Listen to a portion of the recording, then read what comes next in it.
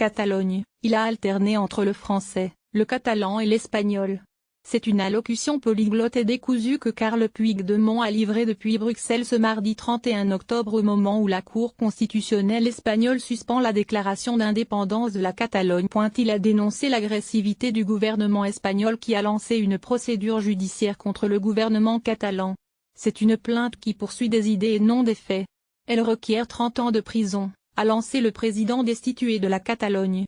Nous prenons les élections du 21 décembre comme un défi démocratique et nous n'avons pas peur.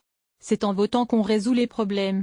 Nous respecterons les résultats, a déclaré Carles Puigdemont, demandant un engagement aussi clair de la part du gouvernement de Mariano Rajoy et des dirigeants des principaux partis. En clair, il accepte l'idée que Madrid a repris la main avec la convocation de ces élections que lui-même n'a pas souhaité provoquer. En disant aussi qu'il faut freiner le processus d'indépendance pour ne pas accroître la pression et accentuer le risque de troubles. Il calme le jeu vis-à-vis du pouvoir espagnol. Pas d'asile en Belgique. Carles Puigdemont a également été interrogé sur le sens de son déplacement en Belgique. Je ne suis pas là pour demander l'asile mais je suis à Bruxelles parce que c'est la capitale de l'Europe, a-t-il précisé à une demande d'un journaliste, exhortant les autorités européennes à réagir.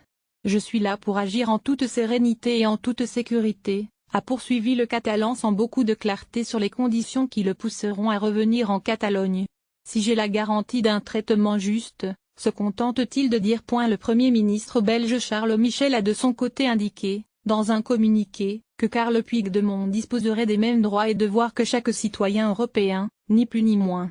Monsieur Puigdemont n'est en Belgique ni à l'invitation, ni à l'initiative du gouvernement belge, a-t-il tenu à rappeler.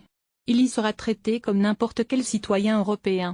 Lire aussi. Puigdemont est en Belgique. Il y a engagé un avocat expert de l'asile politique. Rajoy et Puigdemont ont été médiocres. La consternation de cet eurodéputé français élu en Espagne. Retrouvez-nous sur notre page Facebook. À voir également sur le HuffPost. Envoyez une correction.